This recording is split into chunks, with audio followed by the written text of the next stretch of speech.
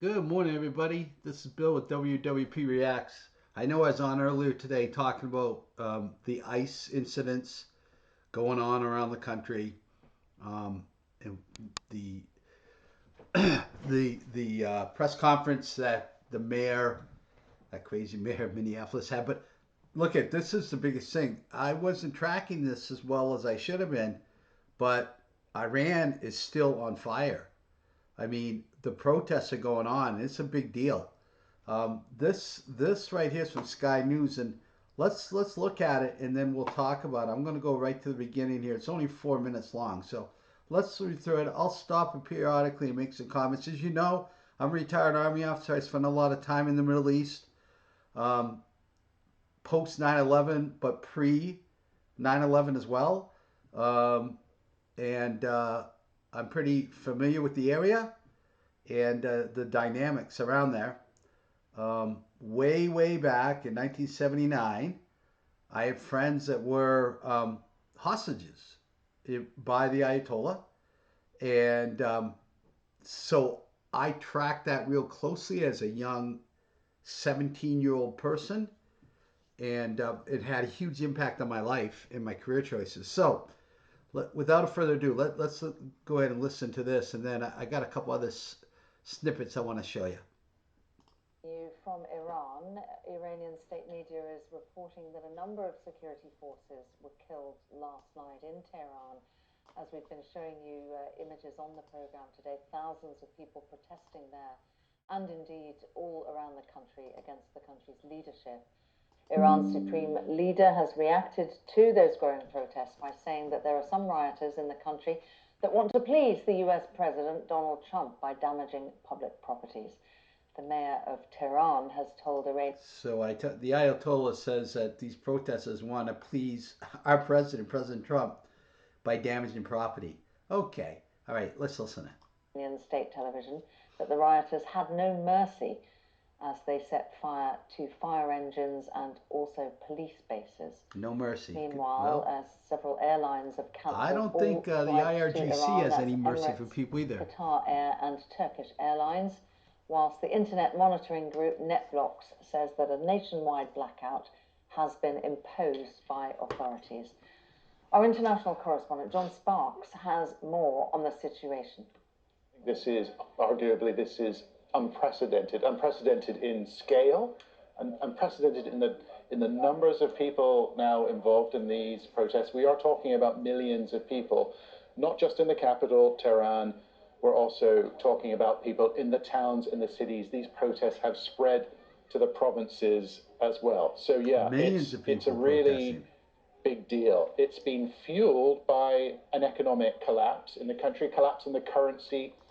You know, and if that was in America, if you say millions of people in Iran, that would be tens of millions of people here in America protesting against the government, right? So that's a huge deal. For inflation, it's the sort of thing that has made some basic staples like rice and bread unaffordable for a lot of people. But it's also about a really deep rooted political frustration with the people who lead this country. A group of people, clerics and the laymen that they appoint to run Iran, who haven't changed in almost 50 years. The same ideology, and people are deeply frustrated. And I think what we're looking at, what we're talking about now, is a gulf between we're talking about a gulf between the public and the people who rule Iran, a gulf that is bigger than we have ever seen before. And I think it was significant that we have seen from Ali Khamenei. Well, it's all been repressed, right? I mean, people felt this way, but they didn't have any way to show it. They've been repressed by the current regime in Iran, and you know, not allowed. They would be killed. As like some of them, a lot of them getting killed now. Essentially a call to arms, really. Well, he was calling out people. He said the demonstrators were vandals and mercenaries. They were trying to please Donald Trump. I think he's rattled. I think he's deeply rattled. What they have done so far has not it hasn't quelled these protests. People are not going back home. He has a very difficult decision to make going forward. I mean, what does he do? He has a monopoly on violence because what we haven't seen the protesters do is use force. They're not armed. What does Ali Khamenei do? Does he? That's a good point, right? the IRGC and the Ayatollah, the regime has the force if they want to use it, right? And they're using it. The people aren't armed. And that is why we have a Second Amendment right here in America. It's because of something like this, right? If these people are armed, this would go, this would be quicker. It's going to be longer and more people are going to die. More Iranians are going to die at the hands of the IRGC in the next coming days before it gets better, in my opinion. Instruct the security forces to open fire against the people themselves. Some huge decision, mammoth consequences there. And John, with the internet blackout, it doesn't seem to be preventing protesters from organising. Yeah, it's a really interesting point. The internet's been turned off, telephones as well, so communication's very difficult. But what we think has happened is that Starlink systems, these internet Starlink systems. Yeah, Tuesday TV was showing Starlink because I guess BBC was saying it was only hundreds of people protesting, where it's really millions. And a Starlink system, you know, evades the internet blockade that the country can put on it, right? Because, well, it can't because it's it's not under their purview. So it's really awesome. Provided, sort of built by Elon Musk's company, they have been smuggled into the country over the last few years by NGOs and others. I think that's how we're getting the images that we're seeing now. That's why we're able to see them. And look at it. I mean, you can see. Look at the image as well. You can see the numbers of people. This is in Tehran. Huge demonstrations, but also burning government offices. We've seen people tearing down government statues. And when I was a little boy, my aunt in the Canadian Armed Forces, she was stationed in Tehran and used to send us pictures. And I collected foreign currency back then as a kid. And Tehran was a beautiful city. She raved about it. She was there, and then she was also in Beirut for a while. And I think that's why I got a lot of my drive for foreign entities. Um, Yeah, beautiful, but it's been destroyed since Ayatollah took it over. Symbols of the regime as well. And interestingly, in Tehran, what we haven't seen is the security forces react violently, certainly not in a serious manner. And I think, put yourself in their shoes. They'll be making their own personal calculation as well. Do they follow the orders of the Ayatollah and the senior Revolutionary Guard commanders?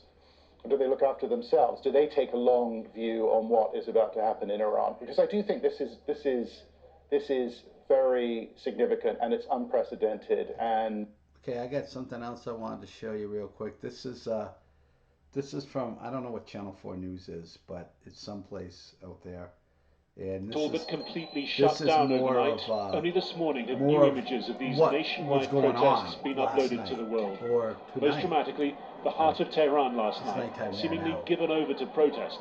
Government buildings on fire, along with motorcycles, and the chants, familiar from days now of protest, getting louder. Some calling for freedom, others for death to the supreme leader, others for a return of the exiled crown we just prince. saw that picture on the Sky Notably, News Iranian state television was broadcasting its own coverage, perhaps to portray these protests as riots, perhaps because their scale is simply undeniable. Iran's government has so far publicly accepted economic grievances as legitimate, but threatened to put so-called rioters in their place. Today, the supreme leader accusing them of working for Iran's enemies. Last night in Tehran and some other places, a bunch of vandals showed up and destroyed buildings belonging to their own country, just to please the US president. The Islamic Republic was established with the blood of several 100,000 honourable people, and it will not back down in the face of those who engage in destruction, nor will it tolerate mercenaries serving foreign powers. President Trump on Fox News overnight speculating about regime collapse and repeating his threat to take military action in support of the protesters.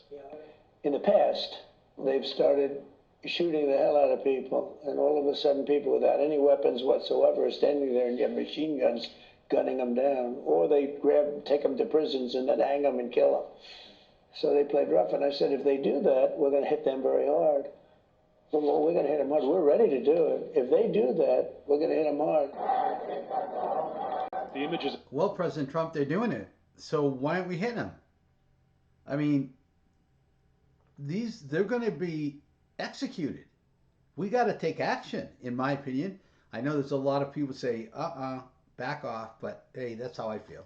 Emerging this morning, which we haven't been able independently to verify, suggests the scale of the protests continues to grow, as does their spread across the country. So how serious a threat to the Islamic Republic does this crisis pose compared to those it survived before? So in all these movements, whether in 2009, when the demands were fully political, the Mahsa Amini uprising, which was a feminist movement, or now, when the nature of the protests is economic, the survival of the regime has been threatened, and ultimately, one of these movements will succeed, and the regime will fall. Today in southeastern Zahedan, Friday prayers spawning more protests, more chants of death to Khamenei. Security forces responding with tear gas and rubber-coated bullets, but little sign so far that the regime's words or actions are deterring the protesters, set for more mass demonstrations across the country this evening. Well, joining us now is Raha Bahraini, a human rights lawyer and researcher on Iran for Amnesty International. Thanks very much for joining us. Now, despite the internet shutdown, more and more images of what happened last night and indeed into today have been emerging. I mean, what do you make of them? What are you seeing in these images? The protests reached a turning point last night with hundreds of thousands of people across the country pouring into the streets despite a deadly crackdown that has been underway by the Iranian authorities. We have been investigating the security forces' response to the protests over the past week. We have talked to dozens of informed sources, including witnesses, protesters, victims, journalists, and human rights defenders, and they have described how the security forces have repeatedly used assault rifles, shotguns loaded with hunting ammunition, water cannon, tear gas, and beatings in order to disperse, intimidate, and punish largely peaceful protesters. Well, what does it say that despite the sorts of tactics your sources are telling you about, the protesters are still out there? Is it because of the depth of the economic difficulties at the moment? Is it because of Donald Trump's promise to come to their aid should things get sufficiently bad? I mean, what's motivating this scale of protest in the face of those sorts of tactics? So these protests did not happen suddenly or overnight. They are the result of years, actually decades, of economic decline, deepening poverty, state mismanagement of essential services, including lack of access to water and electricity, and relentless, brutal political repression. People are united behind one. Okay, I want to go to what Fox News presented, and then we'll end this stream. But this is a big turning point in Iran, folks. This is huge for the Middle East.